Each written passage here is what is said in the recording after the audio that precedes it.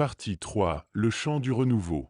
Aïda avança dans la nuit, l'amulette en bois de tamarinier serrée si fort dans sa main que les gravures s'imprimaient dans sa chair.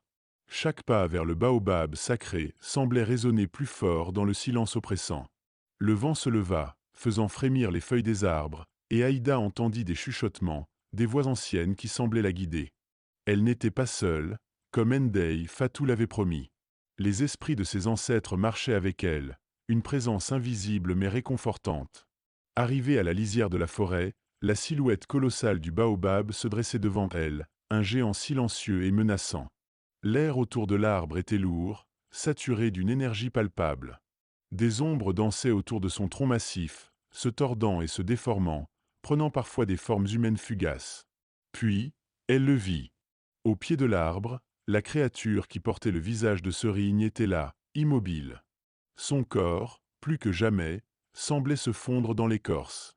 Les fines fissures vertes sur sa peau luisante pulsaient d'une lumière maladive. Ses yeux braises étaient fixés sur Aïda, un mélange de souffrance et d'une fureur ancienne. Une voix, celle de Serigne mêlée au sifflement du djinn, s'éleva. « Tu es venu, enfin. Mais il est trop tard. L'oubli nous a tous consumés. » La peur menaça de paralyser Aïda, mais elle se rappela les mots de Ndei Fatou. « Ne regarde pas la créature qu'il te montrera. Regarde l'arbre. Parle à l'arbre. Offre-lui ce que nous lui avons volé, notre mémoire. » Elle détourna son regard du visage déformé de son frère et fixa le tronc noueux et millénaire.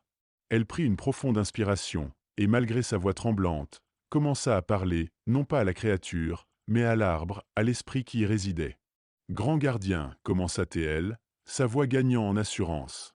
Nous avons oublié. Nous, tes enfants, les descendants de ceux qui t'ont honoré, nous avons failli.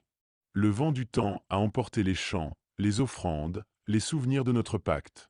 Mais je suis là, un fil ténu de cette lignée oubliée, pour réparer ce qui a été brisé. » Elle tendit l'amulette vers le baobab, comme pour offrir un fragment de son âme. « Nous te demandons pardon. Nous te rendons la mémoire que nous t'avons volée. Nous te promettons de te respecter à nouveau, de te nourrir de nos chants, de nos histoires, de nos souvenirs. Nous te promettons de ne plus jamais t'oublier. » Alors qu'elle parlait, la lumière verte autour de la créature se mit à pulser plus intensément. Les ombres autour de l'arbre s'agitèrent, mais cette fois, ce n'était pas un mouvement de menace, mais de reconnaissance. La voix superposée du djinn et de Serigne s'éleva à nouveau, mais elle était différente, moins gutturale, empreinte d'une tristesse profonde. Les paroles sont revenues. Mais la brisure est profonde. Aïda sut qu'elle devait faire plus. Elle se rappela les histoires de Ndei Fatou sur les anciens chants, des mélodies oubliées qui calmaient les esprits et liaient les mondes. Sans réfléchir, une mélodie ancestrale, qu'elle n'avait jamais apprise consciemment, s'éleva de ses lèvres. C'était un chant simple, répétitif, mais empreint d'une histoire millénaire, un chant de gratitude et de promesse. Au fur et à mesure qu'elle chantait, les fissures lumineuses sur le visage de Serigne s'estompèrent, et les yeux braises se mirent à vaciller.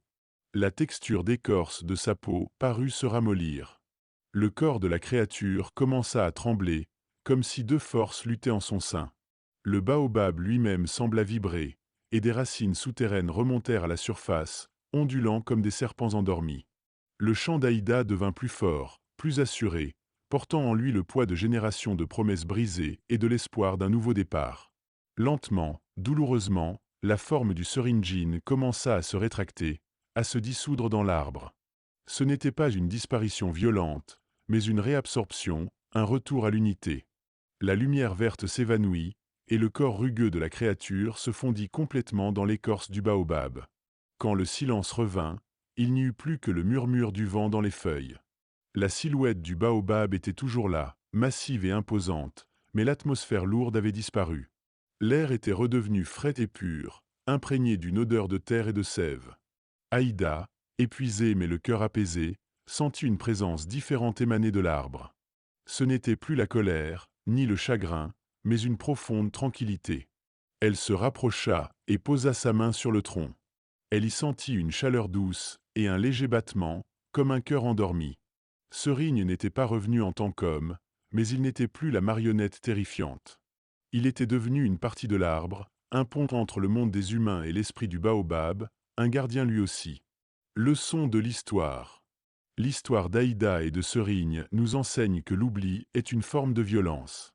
Lorsque nous ignorons les traditions, les pactes et la sagesse de nos ancêtres, nous brisons des liens invisibles qui maintiennent l'équilibre du monde.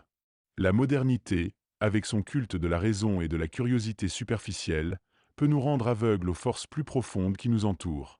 Le vrai pouvoir ne réside pas toujours dans le contrôle ou la compréhension scientifique, mais dans le respect et l'harmonie.